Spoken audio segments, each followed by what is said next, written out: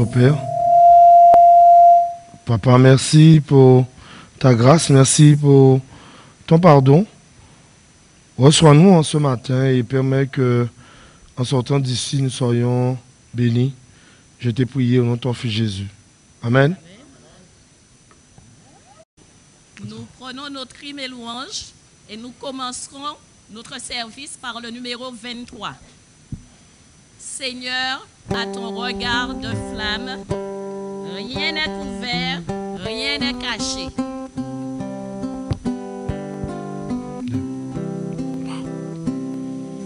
Seigneur, à ton regard de flamme, rien n'est couvert, rien n'est caché.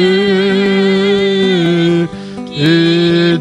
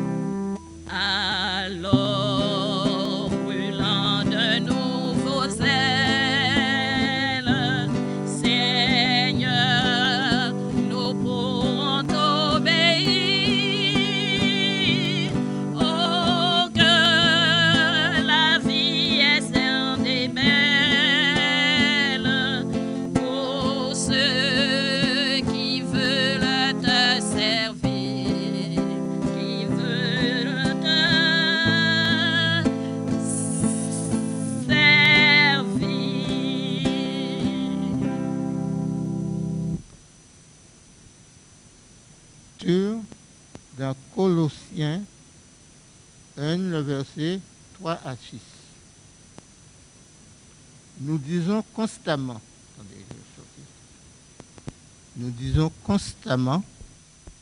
toute notre reconnaissance à Dieu, le Père de notre Seigneur Jésus-Christ, lorsque nous prions pour vous. En effet, nous avons été informés de votre foi en Jésus-Christ et de l'amour que vous avez pour tous les saints, à cause de l'espérance qui vous est réservée au ciel. Cette espérance, vous en avez déjà entendu parler par la parole de la vérité, l'Évangile. Il est parvenu jusqu'à vous, tout comme dans le monde entier, où il porte les fruits et progresse. C'est d'ailleurs aussi le cas parmi vous depuis le jour où vous avez entendu et connu grâce de Dieu dans la vérité. Amen. Amen. Nous allons nous agenouiller pour la prière. Je pose à tes pieds mes fardeaux.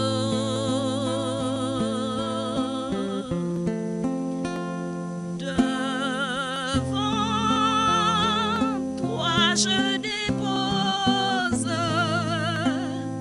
tous mes soucis. Chaque fois que je ne sais pas me diriger, je dépose à tes pieds mes fardeaux.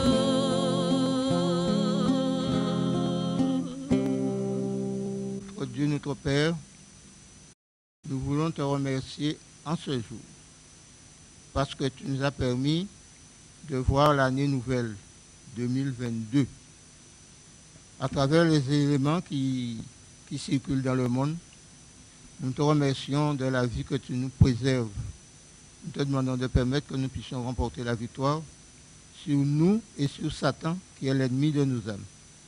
Permets que chaque personne puisse faire connaissance avec toi, quel que soit l'endroit où ils sont dans le monde, pour qu'ils puissent te louer, te salmodier, te prier, te donner gloire, afin qu'ils puissent avancer dans la trace où Jésus nous a laissé, pour ne pas laisser de mauvaises traces. Nous te demandons, bon Père, de bénir toutes les personnes, quel que soit l'endroit où ils sont, et quel que soit les problèmes qu'ils ont, de permettre qu'ils puissent tenir ta main forte, puissante et guérissante jusqu'à leur dernier jour. Nous te demandons, mon Père, de bénir toute la famille, Guadeloupe, Guyane et entier dans le monde, pour qu'ils puissent suivre tes conseils et que lorsque tu reviendras, pour pouvoir crier victoire avec toi, car tu les as permis de remporter la victoire. Nous te demandons, mon Père, de bénir cette église avec tous les membres, avec les difficultés qu'ils ont, afin qu'ils puissent venir de mieux en mieux pour retrouver la santé, la sagesse et l'intelligence. Guide-nous, bon Père. Permets que la journée nous soit agréable à tous égards. C'est la grâce que nous te demandons. Au nom de ton Fils Jésus qui vit et qui règne au siècle des siècles. Amen. Ô Saint-Esprit, à ta clarté, nous voulons tous marcher sans crainte sur un chemin de sainteté.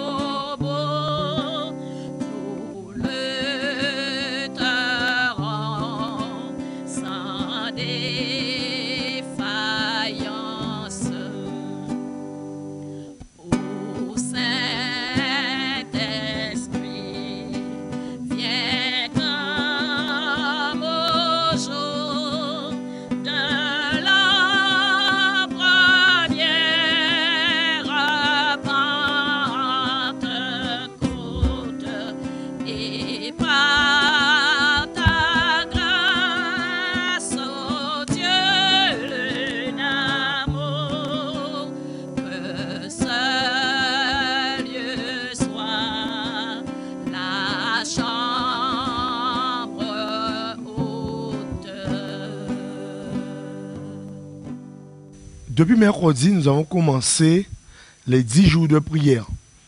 Depuis mercredi, donc les 10 jours de prière. Donc, pour ceux qui le savent et ceux qui ne le savent pas, nous sommes sur Zoom. Et bon, j'ai pas les identifiants. C'est sur le groupe. Ils vont vous le faire passer, les identifiants, pour ceux qui ne connaissent pas. Donc depuis mercredi, nous sommes donc en des 10 jours de prière. La fréquentation est quand même assez importante. Nous sommes 190 personnes qui se connectent et qui prient. Donc il y a des moments où nous passons dans des salles de 10, voire 6, 8 personnes. Et nous prions parce que, vous savez, ça fait des années que nous le faisons. Et cette année est un peu différente des autres, où nous sommes sur Zoom. Et nous pouvons quand même ensemble prier. La prière change les choses. Vous le savez. Si vous ne le savez pas, je vous le dis. La prière change les choses. Et dans cette continuité de 10 jours de prière, je serai l'interprète du frère Croné de l'UAGF. Jean-Jacques Croné. Il est directeur de l'association pastorale à UAGF. Qui dit Croné, nous avons des Croné chez nous. Hein. Donc, c'est une famille. Donc, je serai son interprète pour aujourd'hui, ce sabbat. Nous avons lu, le frère Jason a lu tout à l'heure Colossiens 1, 3, 6. Je crois que c'était une autre version de ce qu'on a l'habitude de lire. Et il nous dit que nous disons constamment toute notre reconnaissance à Dieu, le Père de notre Seigneur Jésus-Christ, lorsque nous prions pour vous. En effet, nous avons été informés de votre foi en Jésus-Christ et de l'amour que vous avez pour tous les saints à cause de l'espérance qui vous est réservée au ciel. Cette espérance, vous en avez déjà entendu parler par la parole de la vérité, l'Évangile. Il est parvenu jusqu'à vous, tout comme dans le monde entier, où il porte des fruits et progresse. C'est d'ailleurs aussi le cas parmi vous, depuis le jour où vous avez entendu et connu la grâce de Dieu dans la vérité. Nous allons nous incliner pour la prière. Éternel, Papa, notre Dieu, nous voulons continuer dans ces 10 jours de prière que pour chaque année nous mettons ces 10 jours à part pour nous permettre de nous reconsacrer à toi, repartir en cette nouvelle année de bons pas, permet que nous puissions en prendre conscience, que ce ne soit pas 10 jours de trop, mais ce soit 10 jours mémorables qui puissent nous permettre de nous réveiller et de espérer en ton retour. Dirige-nous, Papa. Merci pour tout. Je t'ai prié au nom de ton Fils Jésus. Amen. Il est parlé dans ce récit du défi de la mission à la fin des temps. Je me rappelle à chaque fois dans des prédications de vous le rappeler. La mission que Dieu nous a confiée, nous devons à même être dans cette mission. Alors, ça va venir, hein? On n'a pas encore de directeur de ministère personnel. Ça viendra avec le comité d'église qui prendra des décisions pour. Mais ce n'est pas parce qu'il n'y a pas de directeur de ministère personnel que le travail que nous avons commencé il y a de cela 2 ans, que nous ne sommes pas continuer à faire ce travail. Et nous avons reçu les priorités de la fin d'année, à savoir octobre, novembre, décembre. Et nous pouvons quand même sortir, distribuer à des personnes ces priorités-là, leur parler de Jésus. Nous n'allons pas rester dire qu'on va attendre le directeur. Nous allons sortir cet après-midi, je vous donne rendez-vous à 16h, et nous sortirons pour distribuer. Ceux qui ont l'habitude de distribuer de leur côté feront le nécessaire. Et je pense que sabbat dernier, nous étions en famille. Ce sabbat, nous pourrons sortir et voir nos amis. Ce n'est pas la peine de rester plus de 10 minutes chez certaines personnes. Mais vous pouvez sortir et leur remettre ces priorités et continuer à avoir ce lien avec eux pour qu'ils puissent pouvoir connaître ce dont nous enseignons. Alors, le paragraphe, le paramètre qui était fait, le parallèle qui était fait dans le défi de la mission des temps, et on nous dit qu'il est identique à l'Église du Nouveau Testament. Et dans le livre des Actes, et Acte 1er 8 dit, mais vous recevez une puissance, le Saint-Esprit, survenant sur vous, et vous serez mes témoins à Jérusalem, dans toute la Judée et la Samarie, et jusqu'aux extrémités de la terre. C'est sûr que nous n'allons pas pouvoir aller jusqu'aux extrémités de la terre. Mais chaque personne, là où ils habitent, peuvent pouvoir avoir un travail, une mission qui va pouvoir toucher tout le monde. Nous sommes à Sainte-Anne. Le travail peut être fait sur Sainte-Anne parce que l'église de Saint-François a ses environs à prospecter et nous avons nos environs. Et chacun habite quelque part. Si on se dit qu'on fait le tour de notre maison ou voire 2 km ou 1 km vol d'oiseau, nous pouvons toucher beaucoup de personnes. Grâce à la puissance du Saint-Esprit, l'Église de ces premiers chrétiens a eu un impact sur le monde. Des dizaines de milliers de personnes ont accepté le Christ comme Seigneur et Sauveur et ont été baptisés.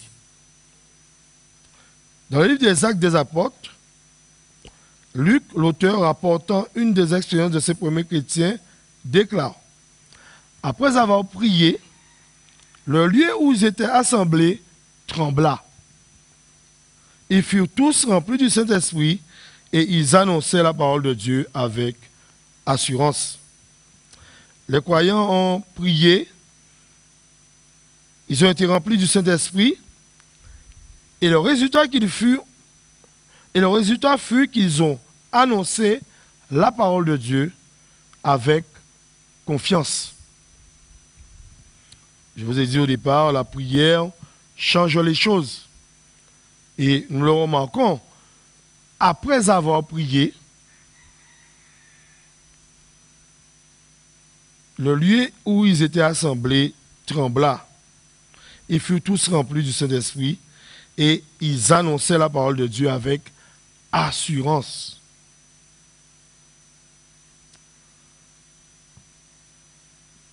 Il est parlé de foi en Jésus, en Christ. Comprenez-le bien, si nous n'avons pas la foi, que pourrions-nous dire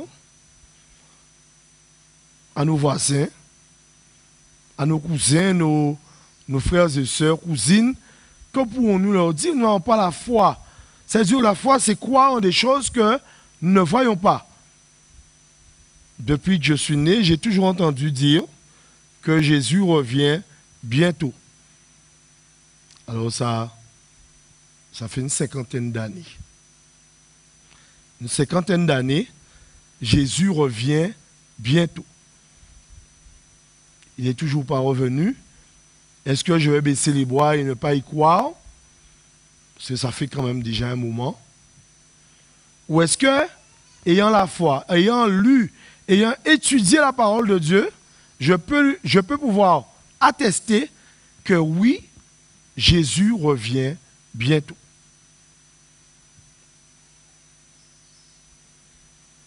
C'est pourquoi la foi est importante. Si vous ne croyez pas, qu'est-ce que vous allez dire? Vous allez dire, bon, Jésus revient bientôt.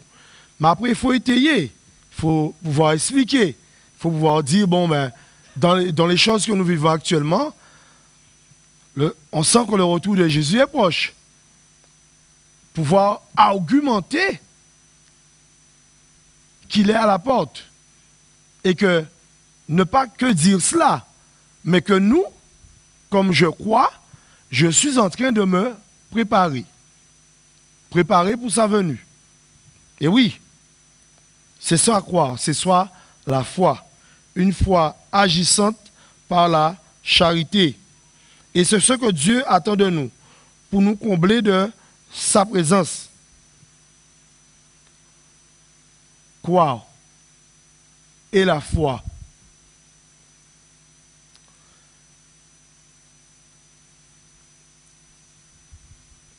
Paul décrit le Christ comme la sphère dans laquelle vit le chrétien. De la même manière que l'air est le milieu dans lequel son corps existe, celui qui est en Christ est limité et circonscrit par les principes et les lois de son Sauveur. Il vit par eux et en eux. Jésus est la source et le protecteur de sa vie. Au sein de ce cercle qui englobe tout ce que pourquoi Jésus représente le Christ de Dieu, la vraie foi au Père. Celui dont il est dit dans Apocalypse 12, 17, que possèdent les restes de la postérité de la femme, tel était le cas à Colosse. Par ailleurs, les Colossiens étaient animés par le principe de l'amour de Dieu et de l'amour des frères. Tous ces chrétiens se mélangeaient. L'amour pour les saints. Et le pasteur l'a dit la dernière fois. Des fois, nous prêchons, nous annonçons la parole, mais il manque quelque chose. Il manque cette proximité des choses à pouvoir, non pas juste annoncer, mais déjà vivre et pouvoir, par ce qu'on vit, expliquer, aider, pouvoir comprendre quelqu'un et l'aider parce que c'est ça cette vie de service. Et je pense que nous devons commencer par, déjà chez nous. Nous avons des frères et sœurs qui sont chez eux. Nous ne savons pas où est-ce qu'ils sont. Nous savons qu'ils sont chez eux. Mais nous ne savons pas qu'est-ce qu'ils font. Donc, il est important de passer et visiter. Alors, vous allez encore me dire qu'il y a le Covid. Je le sais. C'est pourquoi je vous dis, ce n'est pas la peine de rester. Vous pouvez passer, dire bonjour à quelqu'un, voir 5-10 minutes. Respecter les gestes barrières, mais au moins ça fera plaisir à cette personne. Ça fera plaisir à cette personne, surtout nos frères et sœurs. Vous voyez, depuis le Covid, il y a beaucoup qui restent chez eux, mais nous vont passer les visiter. Passer leur dire un petit bonjour et téléphoner, la sœur me l'a dit. Téléphoner et pouvoir rester en contact avec ces personnes-là. Nous entraider, nous réconforter les uns les autres.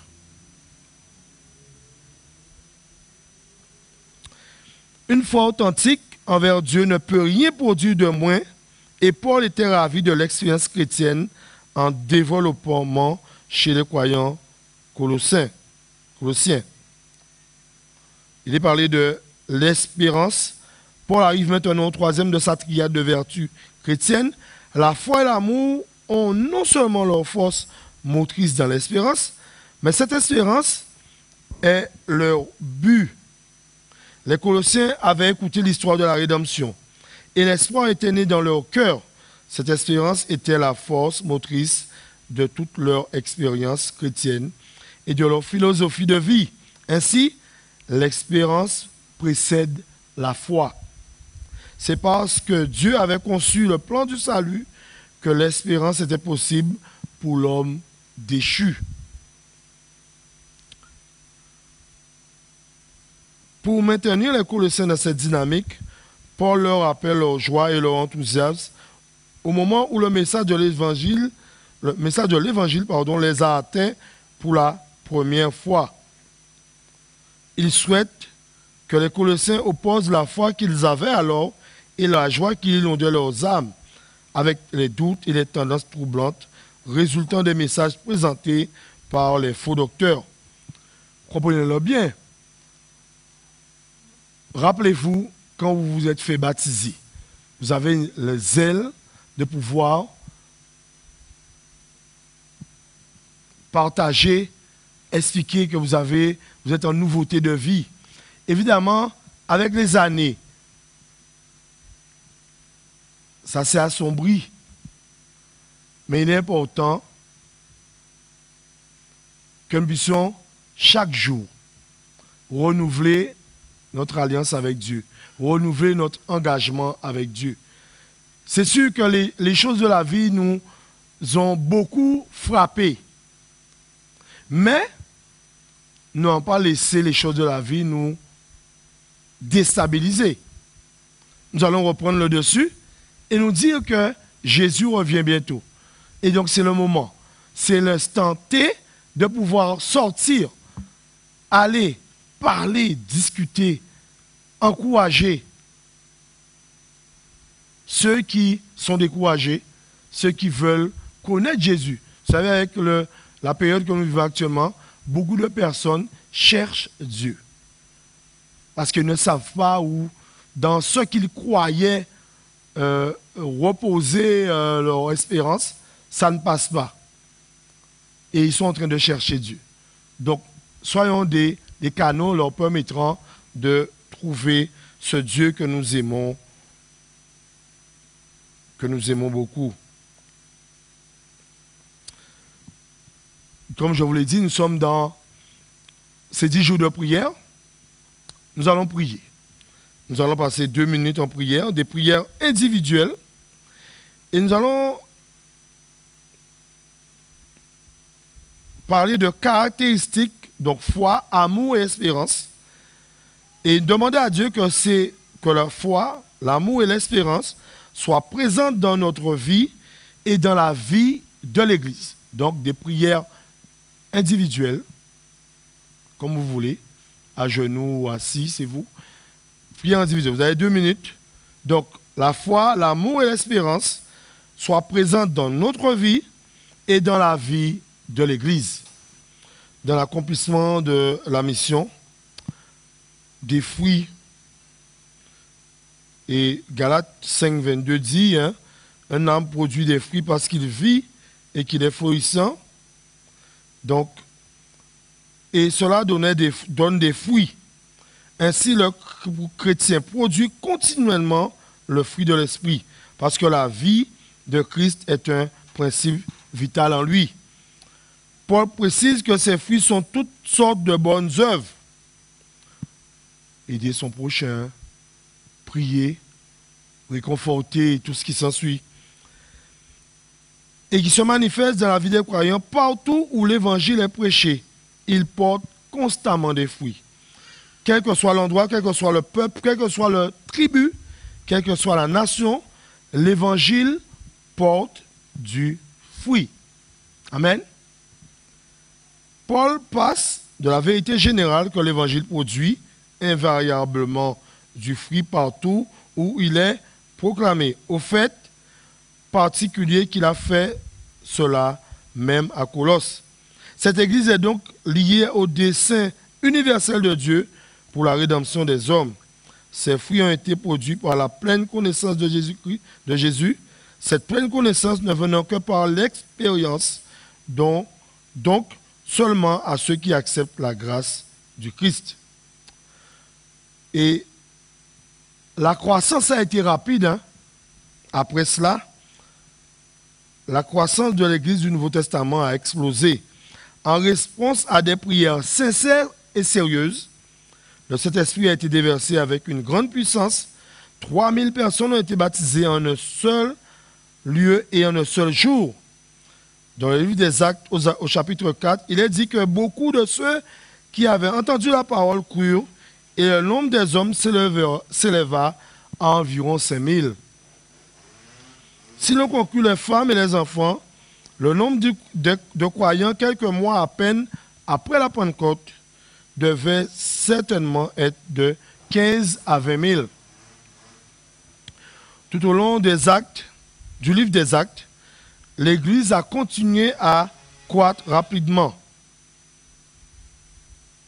Et il dit que le chapitre 6 des Actes déclare que de nombreux prêtres ou chefs religieux obéissaient à la foi. Le récit relate la prédication de Philippe en Samarie, les voyages missionnaires de Paul dans tout le monde méditerranéen, l'étude des Écritures par Pierre avec Corneille et les croyants remplis du Saint-Esprit partageant partout le message du Christ. L'impact de l'Évangile était si grand que l'apôtre Paul pouvait déclarer que l'Évangile a été prêché à toute créature sous le ciel. L'expérience de l'Église du Nouveau Testament est instructive pour l'Église d'aujourd'hui. Alors que nous attendons la venue de notre Seigneur, quelle était la clé de leur succès? Pourquoi l'Église a-t-elle grandi si rapidement à cette époque? Examinons quelques raisons. La prière comme moyen pour la réalisation de la mission de Dieu. Cette Église se mettait en prière. Pas quand ils en avaient besoin. Ils se mettaient en prière spontanément.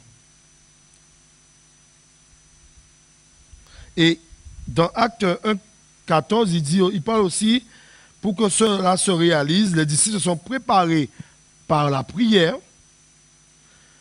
la repentance et la confession.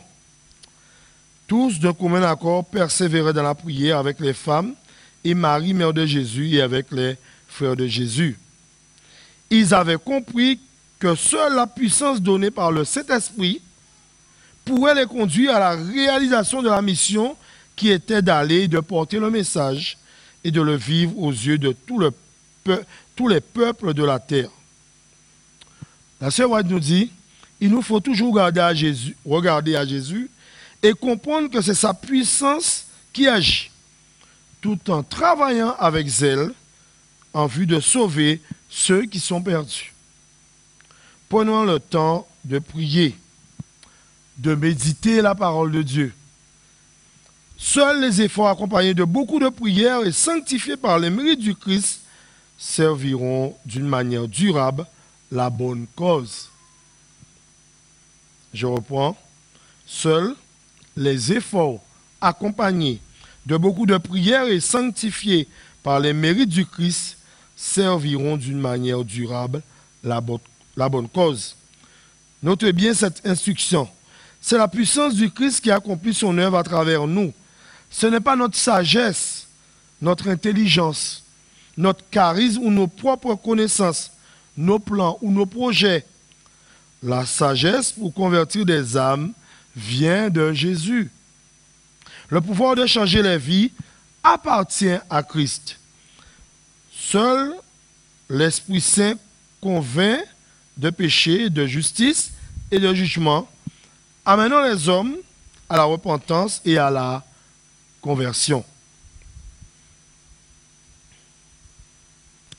En dernière analyse, seul le travail accompli avec beaucoup de prières et sanctifié par le mérite de Christ s'avérera avoir été efficace pour le bien. La mission de Dieu doit être accomplie à la manière de Dieu et non à la manière des hommes.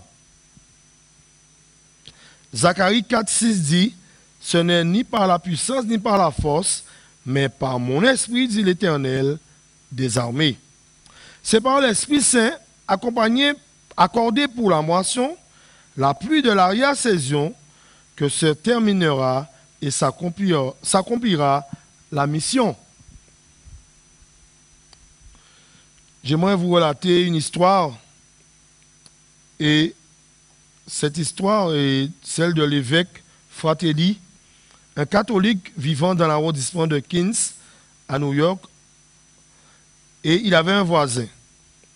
Chaque fois qu'elle en avait l'occasion, elle lui offrait de la littérature chrétienne. Bien qu'il l'ait pris, il l'a toujours jeté. Puis un jour, il a dû présenter un message et a découvert que le titre de la littérature était exactement ce dont il avait besoin. Il l'a pris et il s'est avéré que c'était exactement ce dont il avait besoin. Quand il la rencontra, il exprima son appréciation pour le matériel. Alors a commencé une relation plus cordiale. Un jour, elle se rendait à un séminaire de prière spéciale et l'invita à y assister. Bien qu'un peu réticent, il accepta et partit avec elle. Il s'est avéré que c'était exactement ce dont il avait besoin. Il n'avait jamais entendu les gens prier comme il avait entendu prier cette nuit-là. Comme il s'agissait d'un séminaire d'une semaine, il y assistait tous les soirs. À la fin de la semaine, il s'était rendu compte que bien qu'étant évêque et homme de 69 ans, il n'avait jamais vraiment connu le Seigneur. La prière lui était ennuyeuse. Or, la prière lui était ennuyeuse. Or, la prière était une joie. Il a appris qu'il pouvait communiquer directement avec le ciel. Cette nouvelle expérience l'a conduit à décider de lire davantage dans la Bible. C'est alors qu'il prit conscience de son besoin de repartir à zéro et de se faire baptiser. Il décida de fixer une date et d'inviter tous ses amis pour fêter son anniversaire. Lorsque l'occasion est arrivée, le prêtre, les évêques et d'autres y ont assisté. Bien que surpris que le site choisi soit un site protestant, les amis attendaient avec impatience de découvrir ce qui se passait. Le programme commença par une brève introduction, puis après un élément musical spécial, l'évêque Fratelli prit la parole. Il dit: « Merci à tous d'être venus fêter mon anniversaire avec moi. Cependant, je ne fête pas mon anniversaire physique aujourd'hui, mais ma renaissance spirituelle. J'ai décidé de me faire baptiser. » Vous pouvez vous demander pourquoi vous vous faites baptiser alors que vous l'avez déjà été. Vous pouvez demander pourquoi vous vous faites baptiser alors que vous l'avez déjà été. J'ai été baptisé quand j'étais bébé. Mes parents ont décidé pour moi. Je n'ai pas participé à la décision. Ils voulaient bien, car ils ont fait ce qu'ils pensaient être le mieux pour moi à ce moment-là. Cependant, j'ai découvert que le baptême est une cérémonie divinement ordonnée. Cela doit être fait comme le résultat direct d'une conversion personnelle à Jésus-Christ. Mais pour être converti, il doit y avoir la repentance, une tristesse et un détournement du péché dont je n'avais aucune part quand j'ai été aspergé.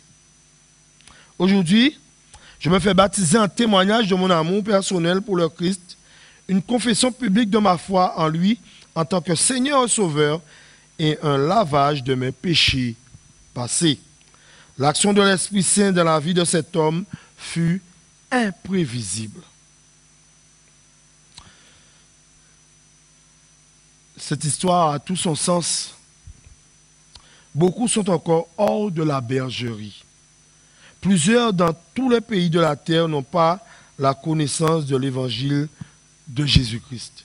Et pour qu'ils découvrent le vrai évangile et le choisissent, il faut que nous allions, que nous sortions de nos murs liés à notre conception du partage de notre foi, murs liés à notre recroquevillement sur nous-mêmes qui entraîne un dessèchement de notre message.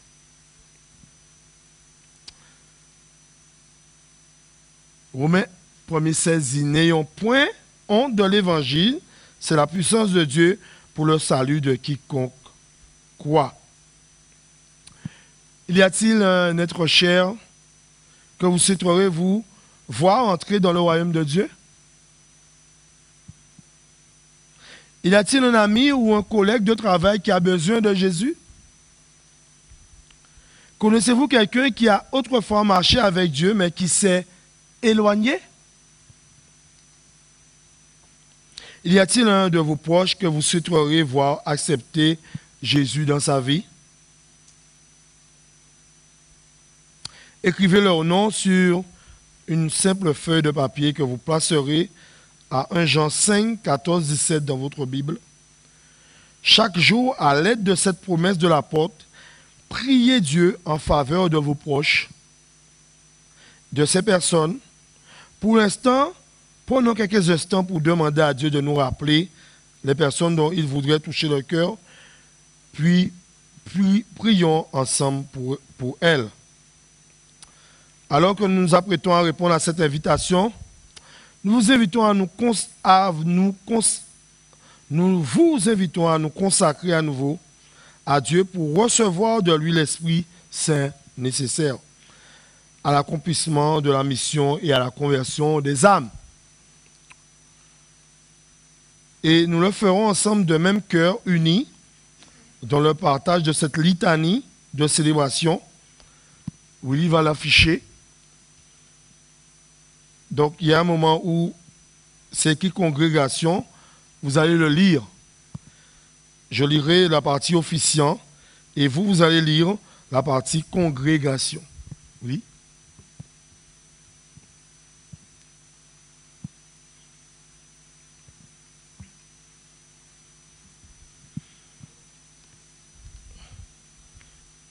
Et après ce moment, j'inviterai le pasteur à venir faire une prière de consécration.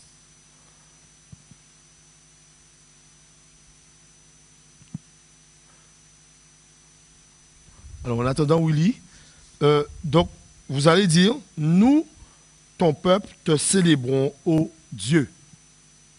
Après que j'aurai lu, la partie officiant, vous allez dire, nous, ton peuple, te célébrons, ô Dieu. Alors je commence. Pour le leadership de la conférence générale des Adventistes du 7e jour, jour auquel tu as donné l'inspiration pour inaugurer la division interaméricaine.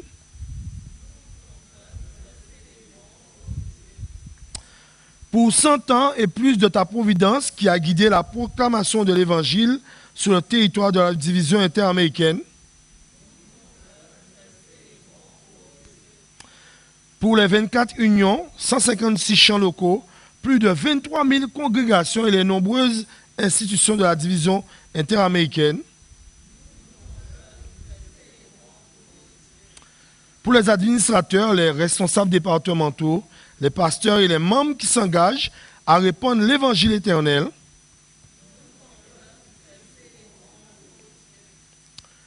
Pour les quelques 3,7 millions de membres de l'Église adventiste du 7e jour, ici sur ce territoire de l'Interamérique.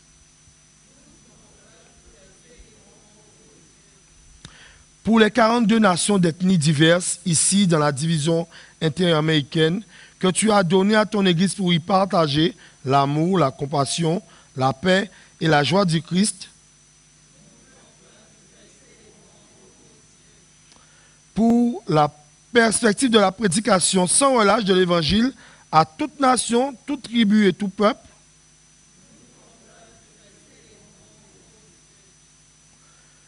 Pour la perspective de l'avancement continu de la division interaméricaine par la croissance de nouvelles implantations d'églises, l'adhésion de nouveaux membres, augmentation de ressources financières, croissance structurelle et la pertinence dans la communauté.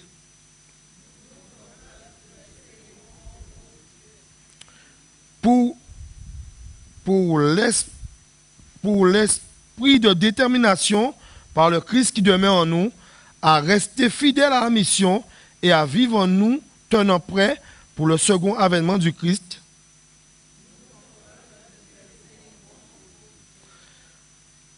Et je continue parce que oui, il n'a pas pu le faire. Nous, ton peuple, nous nous consacrons et te demandons de nous consacrer afin que le Christ vive toujours en nous et que en tant que disciples utiles, productifs et engagés dans la mission, nous vivions en étant prêts à le rencontrer lors de son second avènement et à vivre avec lui pour l'éternité. Nous célébrons ta providence pour ce que tu as fait dans le passé, ô Seigneur. Nous affirmons les valeurs que tu nous as permis d'adopter dans le présent et nous nous mettons à ta disposition pour l'accomplissement du mandat dans le futur. Nous, ton peuple, te célébrons, Dieu. Consacrons-nous, Seigneur, nous t'en prions. Je demanderai au pasteur de venir faire une prière de consécration. Nous allons nous mettre à genoux. Seigneur, notre Père, notre Dieu, Dieu créateur du ciel et de la terre, Dieu d'amour, de compassion, de miséricorde, descendu du ciel sur la terre pour donner la vie à l'humanité. Nous avons pour la plupart eu la joie de te connaître il y a de nombreuses années, d'autres plus récemment, d'autres contemplent encore la possibilité de se donner entièrement à toi, d'être baptisés, d'être engagés pour ton service, plus que jamais. Nous avons compris que la chose la plus importante de nos vies, de croyants, de chrétiens, c'est la mission. Car tu nous as sauvés. Et maintenant que nous le sommes par la foi, maintenant que nous le sommes dans la réalité en Christ, nous voudrions que d'autres puissent l'être aussi. Alors, l'amour dans nos cœurs nous pousse à aller vers les autres. Et par les dons, les talents, l'esprit que tu as mis dans nous, aider d'autres à s'intéresser à toi, s'intéresser au salut que tu leur offres et s'abandonner entre tes mains. Père, pardon pour les négligences que nous avons eues par rapport à la mission. Pardon pour le manque d'engagement que nous avons eu par rapport à cette mission. Pardon pour les âmes, les personnes nombreuses dans cette société qui n'ont pas encore compris, entendu et apprécié l'amour de Jésus et la parole, parce que nous n'avons pas su faire ce qu'il fallait pour attirer à toi, pour convaincre, pour aider plus d'un à s'abandonner à toi. Nous savons, Seigneur, que le Saint-Esprit est le seul capable de convaincre. Mais heureusement que tu nous as engagés pour être des moyens par lesquels nous pourrons aider d'autres. Parce que c'est ainsi aussi, notre Père, que nous développons notre amour pour les autres, notre esprit de service, et que nous nous préparons à être des serviteurs sur cette terre, mais aussi dans le ciel pour l'éternité. Alors, ce matin, nous nous sommes engagés ou réengagés à faire en sorte que nous ayons notre participation personnelle à l'avancement de la mission. Accepte cet engagement, accepte notre demande de pardon, de confession, et renouvelle-nous pour que nous employions nos énergies à ton service. Nous t'avons prié au nom de Jésus. Amen. Amen. Pécheur, je voudrais te guérir. J'ai vu tes larmes, ta souffrance, mais pour avoir la délivrance, il faut apprendre à m'obéir. Voici, je me tiens à la porte.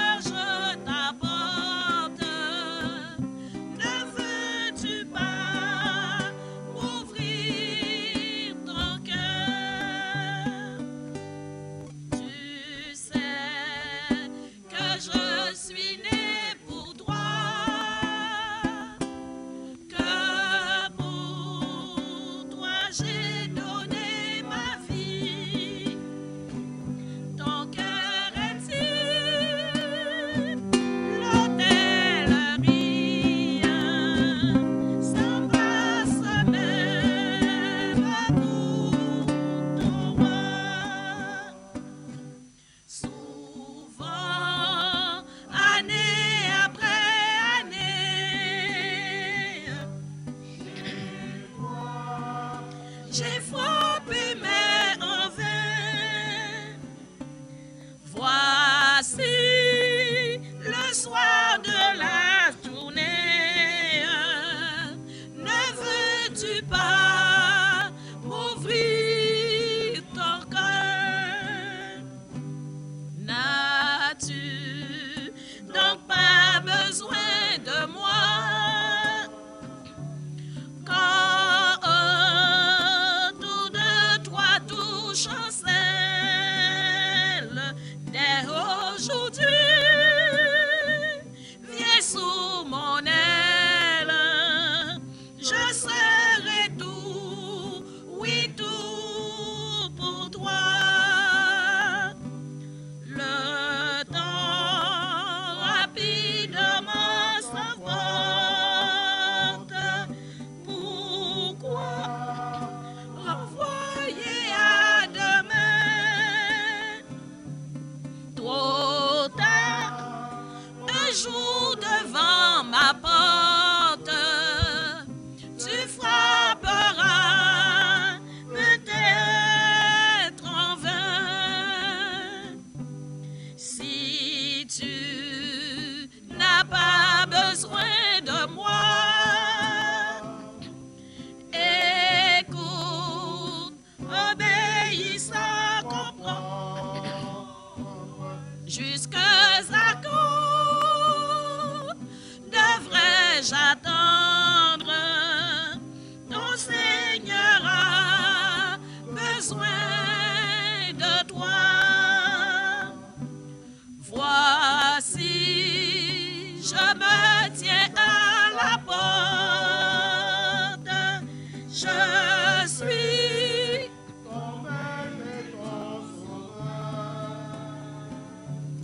la paix, le bonheur, je t'apporte. Ne veux-tu pas m'ouvrir ton cœur? Donne-nous l'effusion de ton Saint-Esprit afin que nous puissions rester accrochés à toi et continuer la mission que tu nous as confiée.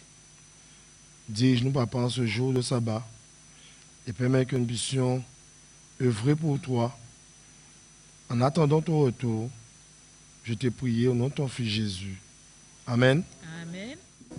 Aujourd'hui et à jamais.